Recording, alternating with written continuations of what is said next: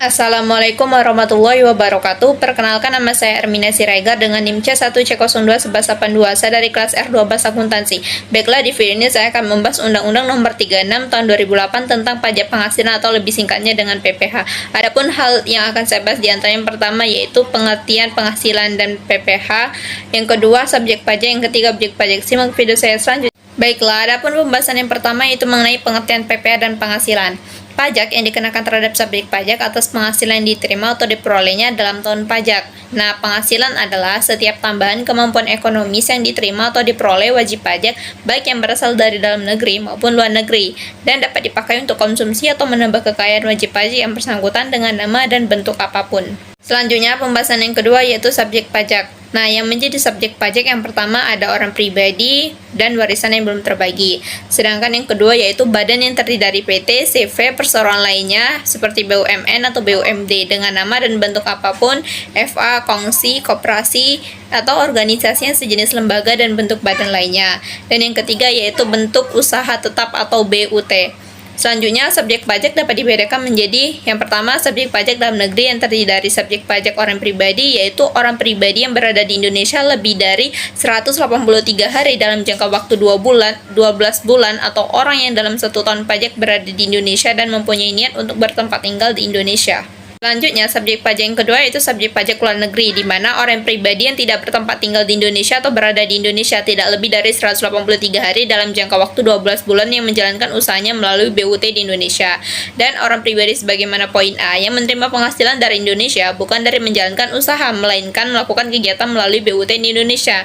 Dan badan yang tidak didirikan dan tidak bertempat kedudukan di Indonesia yang menjalankan usaha atau melakukan kegiatan melalui BUT di Indonesia. Dan juga badan sebagaimana poin C yang menerima penghasilan bukan dari BUT di Indonesia. Nah, mulai dan berakhirnya kewajiban pajak subjektif. Yang pertama, subjek pajak dalam negeri orang pribadi mulai saat dilahirkan, berakhir saat meninggal. Mulai saat berada di Indonesia, berakhir saat meninggalkan Indonesia untuk selamanya. Dan yang kedua, subjek pajak dalam negeri badan mulai saat didirikan dan berakhir saat dibubarkan. Subjek pajak yang ketiga yaitu subjek pajak luar negeri BUT. Mulai saat menjalankan usaha, berakhir saat tidak lagi menjalankan, dan mulai saat menerima penghasilan dari Indonesia dan berakhir saat tidak lagi menerima penghasilan dari Indonesia. Yang keempat yaitu warisan belum terbagi. Mulai saat timbulnya warisan belum terbagi, berakhirnya saat warisan telah selesai dibagikan.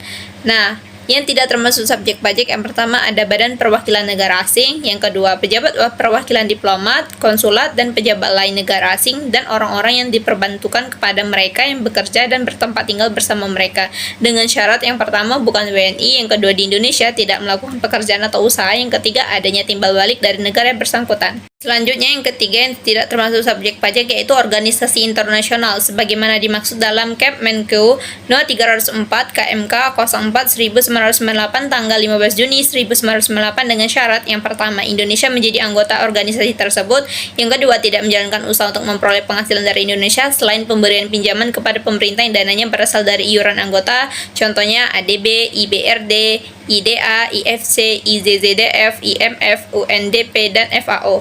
Yang keempat yaitu pejabat perwakilan organisasi internasional sebagaimana dimaksud dalam Kepmenq No 314 KMK 04 tanggal 15 Juni 1998 dengan syarat yang pertama bukan WNI, yang kedua di Indonesia tidak melakukan pekerjaan atau usaha, yang ketiga adanya timbal balik dari negara yang bersangkutan. Selanjutnya, pembahasan yang terakhir yaitu mengenai objek pajak. Menurut Undang-Undang Nomor 36 Tahun 2008 menentukan penghasilan sebagai objek pajak. Yang pertama, arti penghasilan objek pajak bagi wajib pajak dalam negeri yaitu setiap kemampuan ekonomis yang diterima atau diperoleh wajib pajak baik dari Indonesia maupun dari luar negeri yang dapat dipakai untuk konsumsi atau untuk menambah kekayaan wajib pajak yang bersangkutan dengan nama dan dalam bentuk apapun, termasuk yang pertama penghasilan atau imbalan atas pekerjaan dan jasa yang diterima seperti gaji, upah, tunjangan honorarium, komisi, bonus, pensiun, dan lain-lain. Yang kedua, hadiah dari undian atau pekerjaan atau kegiatan dan penghargaan. Yang ketiga, laba usaha, dan yang keempat, keuntungan karena penjualan atau pengalihan harta, kecuali yang ditetapkan oleh Menko. Selanjutnya yang kelima yaitu penerimaan kembali pembayaran pajak yang telah dibebankan sebagai biaya. Yang keenam, bunga termasuk premium, diskonto, dan imbalan karena jaminan pengembalian utang. Yang ketujuh, dividen dengan nama dan dalam bentuk apapun termasuk dividen dari perusahaan asuransi kepada pemegang polis dan pembagian sisa hasil usaha koperasi termasuk dividen yang diterima wajib pajak orang pribadi. Dikenakan PPh final pasal 4 Undang-Undang Nomor 36 Tahun 2008 maksimal 10%. Dan yang ke-8 yaitu royalti. Yang ke-9, sewa dan penghasilan sehubungan dengan penggunaan harta. Yang ke-10, penerimaan atau perolehan pembayaran berkala. Yang ke-11, keuntungan karena pembebasan utang. Yang ke-12, selisih revaluasi aktiva tetap. Yang ke-13, keuntungan karena selisih kurs mata uang asing. Yang ke-14, premi asuransi. Yang ke-15, iuran yang diterima wajib pajak sebagai anggota perkumpulan yang menjalankan usaha atau pekerjaan bebas. Yang ke-17, bunga obligasi. Yang ke-18, surplus Bank Indonesia. Nah, yang kedua yaitu arti penghasilan objek pajak bagi wajib pajak luar negeri. Penghasilan terbatas pada penghasilan yang bersumber dari Indonesia. Di samping juga terbatas penghasilannya yang dibayarkan atau terutang oleh badan pemerintah, penyelenggara kegiatan, bentuk usaha tetap atau BUT, perwakilan perusahaan luar negeri dengan penghasilan dalam bentuk dividen, bunga, royalti, imbalan, hadiah, pensiun, dan lain-lain. Dan yang ketiga, arti penghasilan objek pajak bagi wajib pajak BUT.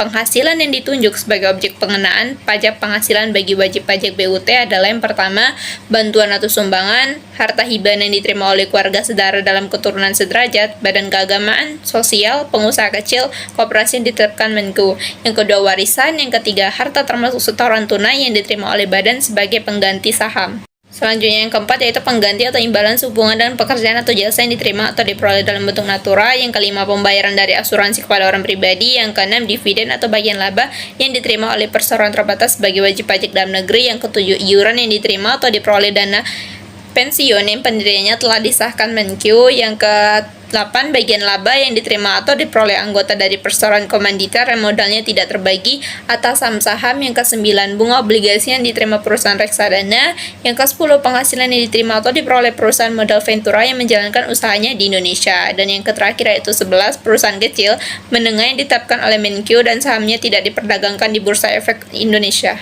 Sekian dari saya mengenai video presentasi perpajakan, yaitu Undang-Undang Nomor 36 Tahun 2008 tentang pajak penghasilan atau lebih singkatnya PPh. Jika ada kesalahan mohon dimaafkan. Saya akhiri dengan wabillahi taufiq wa hidayah. Wassalamualaikum warahmatullahi wabarakatuh. Terima kasih.